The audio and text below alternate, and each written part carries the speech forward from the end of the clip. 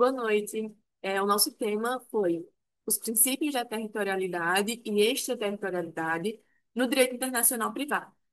A equipe é composta por Júlia Beatriz Barbosa de Lima, Letícia Stephanie Lopes do Nascimento Santos, Maria Flávia Cordeiro Xavier Espíndola e Roberta Milena Soares da Silva.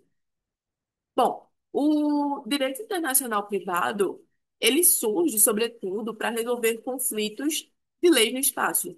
Isso é, né? Então, as situações jurídicas que possuem elementos de conexão com mais de um ordenamento jurídico.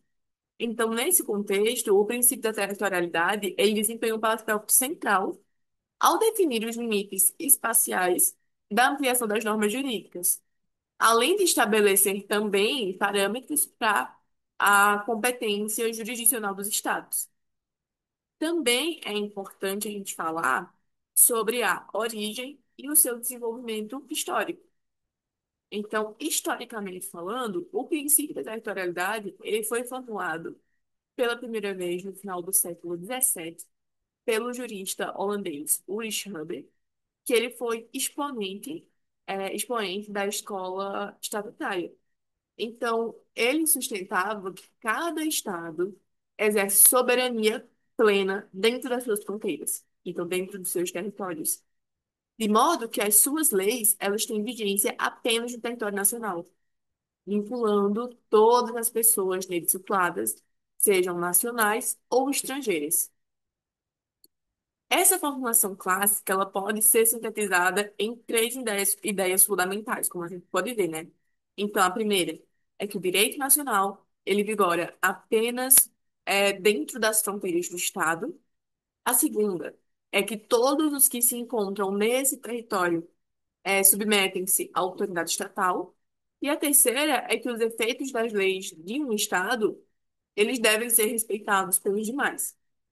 E é muito importante a gente falar sobre esse desenvolvimento, sobre essa origem, né, sobre a história desses princípios, para a gente ver como que isso surgiu e ver as implicações, as mudanças e as permanências que nós temos na atualidade, que é o que nós vamos tratar mais à frente. O princípio da territorialidade, em sua forma estrita, funciona como fundamento para limitar e justificar a jurisdição regulatória e adjudicatória do Estado, ou seja, sua competência para regular relações jurídicas e solucionar litígios que guardem conexão com seu ordenamento. Todavia, a prática revela que essa territorialidade absoluta sofre exceções, notadamente quando os atos praticados no estrangeiro produzem efeitos em outros países.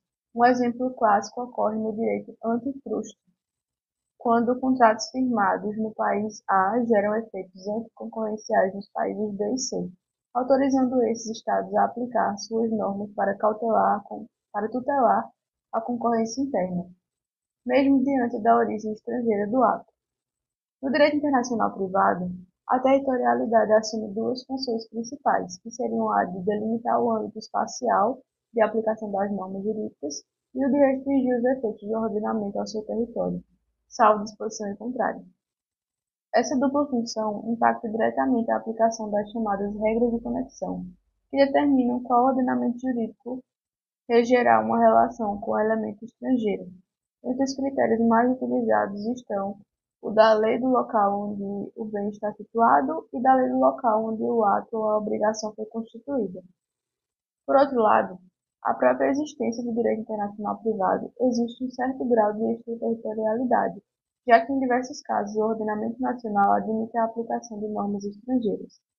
No Brasil, por exemplo, a LINDB, que é a Lei de Introdução às Normas do Direito Brasileiro, autoriza a aplicação de leis estrangeiras quando a regra de conexão assim indicar, salvo se a sua aplicação violar a soberania nacional, a ordem pública ou os bons costumes. Essa abertura demonstra que o Brasil não adota uma territorialidade estrita, pois reconhece a necessidade de soluções que transcendam o âmbito interno para lidar com. Bem, eu vou falar um pouco sobre as aplicações práticas no direito internacional privado. Basicamente é o seguinte: em áreas específicas, como a propriedade intelectual, o princípio mantém a sua importância central. Convenções internacionais, como a de Paris, a de Berna, e entre outras, estabelecem que a proteção a direitos autorais marcas e patentes devem ocorrer no território de cada estado, cabendo os sistemas jurídicos nacionais definir a concessão e os limites dessa proteção. Assim, mesmo quando há mecanismos internacionais de registro, a decisão final sobre a validade, a tutela dos direitos depende das autoridades locais. Isso reafirma a territorialidade como elemento basicamente estrutural. Vale lembrar também que o princípio da territorialidade no direito internacional privado, ele revela-se essencial para equilibrar a soberania estatal, a previsibilidade das relações jurídicas e a necessidade de cooperação internacional. Embora limitado por exceções e pela crescente harmonização normativa decorrente de tratados e convenções, ele continua a fornecer base para definição de lei aplicável e da jurisdição competente em situações jurídicas que transcendem as fronteiras.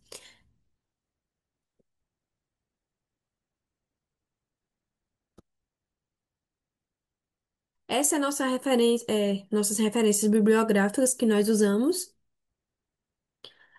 e a gente agradece pela atenção.